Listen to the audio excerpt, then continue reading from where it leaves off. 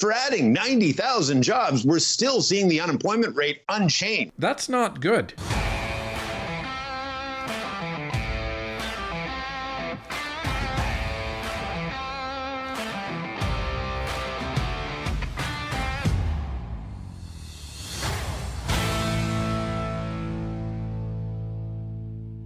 Welcome back to Northern Perspective, everyone. I'm Cypher. And I'm Fox. StatsCan released its April employment report late last week, and the CBC would have you believe that this is great news for our economy. However, a closer look at the numbers paints a different picture. Let's take a look. Canada's economy added 90,000 jobs last month. I'm joined now by senior business reporter Peter Armstrong. Looking over these numbers, Peter, Stats Canada just released these April job numbers. You've been digging through them. Can you break them down for us?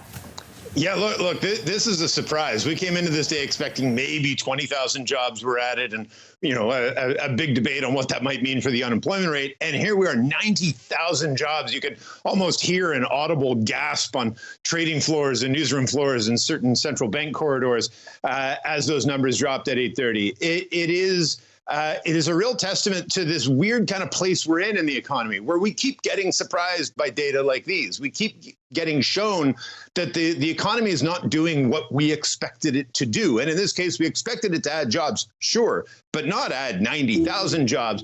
And it's a really interesting breakdown, right? It's not just the sheer volume of jobs that have been added, though that is a remarkable thing. The hours worked are up. The average wages are up 4.7%. That's down from, I think it was at 5.1% last month, but it's still up a considerable amount. So you may notice that the CBC has two stats up here.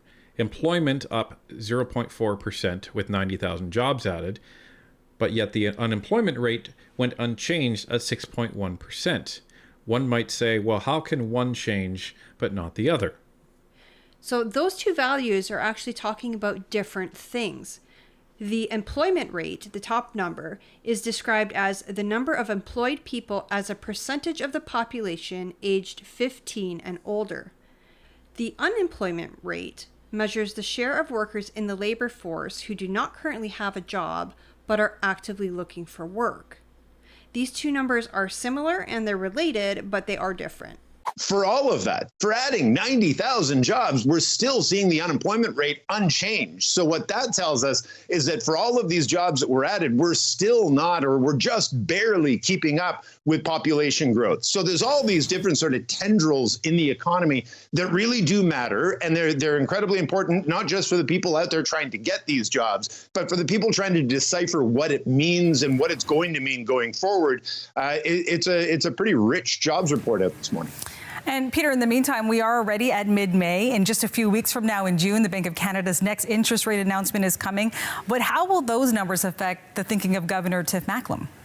Yeah, so they're going to be poring over these numbers with a pretty keen eye. And it's interesting that there's kind of something in this for everyone. On the one hand, yeah, 90,000 jobs, that's huge. But they're mostly part-time jobs. And good news, they're in the private sector more than the public sector. That's good news, too. That wage growth is up at 4.7% is great for people trying to gain some of the losses they experienced as a result of inflation. But from the bank's point of view, seeing it come down from 5.1% to 4.7% is definitely progress. We were talking in the group chat with some of the other business reporters at the CBC this morning. Nisha Patel, one of our reporters, was saying, I sure wish Tiff Macklem was speaking today instead of yesterday. We did hear from the central bank governor and the deputy governor of the Bank of Canada yesterday talking about financial stability review. It sure would be nice to hear from them today, but I bet you that was probably calculated so they wouldn't have to speak necessarily to the jobs report that was out today. But listen, all of this factors in. June 5th, they're going to come out with their decision. And there's pretty healthy debate among economists about whether the bank will start cutting in June or July. But those 2 months seem now to be a pretty firm expectation that we are going to start seeing some rate relief as early as June, but almost assuredly by the time they meet again in July. So in listening to that, the CBC sounds like they're thrilled about this. Oh, that's great.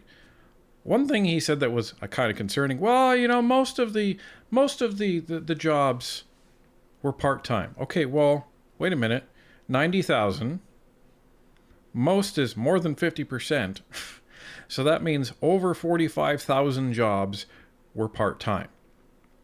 That's not the greatest thing. And he's also saying 50,000 jobs were private sector. Wouldn't that mean the rest are public? Or do we need to dive a little deeper here? Well, turns out we do need to dive a little deeper here. So we went to the opposite end of the news spectrum and we went to the Toronto Sun. This is what they say. The majority of the 90,000 jobs created last month were part-time, 50,000 part-time to 40,000 full-time, and 28% of job growth was in the public sector.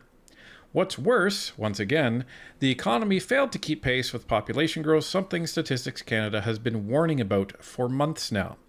StatsCan has said in the past that we need an average of 50,000 new jobs being created each month to keep up with our immigration-driven population growth, and we simply aren't getting that. Even last month, the 90,000 jobs created didn't keep pace with the 108,000 people who entered the labor force. 108,000 people. And that's just the ones who entered the labor force. That's not including children. That's not including the elderly. What is happening here and why the unemployment rate is staying unchanged is because Canada is bringing people into the country at the same pace or at a faster pace than we are able to create jobs for the people who seek them. Well, and here's the problem, right? So he said at the beginning that they were only expecting around 20,000 jobs. Well, I think that's really exactly what they got, because that 20,000 jobs is actually what's left over after you get rid of the part-time and the public sector job. It's about 20,000. That's 20,000 private sector full-time jobs.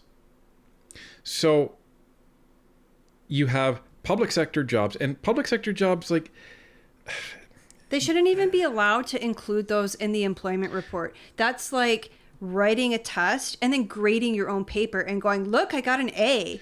Well, and here's the problem. Like, public sector jobs don't contribute to the economy. No, they don't. They take away from the economy. Right. In the fact that they're costing taxpayers even more money. Well, and the other thing is they don't produce a product. Right? They don't produce a product that then enters into the economy and then has monetary value exchanged for that. It's literally a drain on the system. So the higher the cost of your public service, the more of a drain it is on your economy. So for them to say, oh, look, we had 25,000 public sector jobs, that's not good. That's not good for the economy. Yeah, it's getting people employed, but it's not good for the economy. And the economic experts are also warning about that. You need private sector full-time jobs. That's what you need, because here's the other thing. You could create 90,000 jobs, but what if 45,000 people are the ones that actually have those 90,000 jobs? Well, and that's it. Because they've taken two part-time jobs. So this is why you can't look at just jobs as a total and say, oh, we're doing great. We have 90,000 jobs and 108,000 people. No. Half of those are part-time.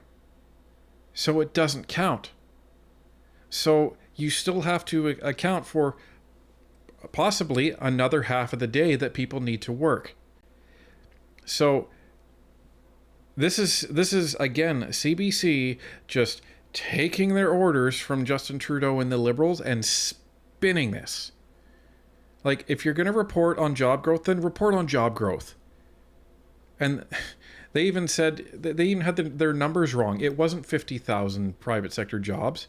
It was about 70,000 private sector jobs. Just 50,000 of them were part-time. So maybe, Buddy that is reporting in there that's actually talking about this and explaining this to the CBC anchor should actually get out of his little, his instant message chat group with the rest of his buddies and maybe pay attention to what he's actually researching so he can give Canadians the truth. Wouldn't that be a nice change for the CBC?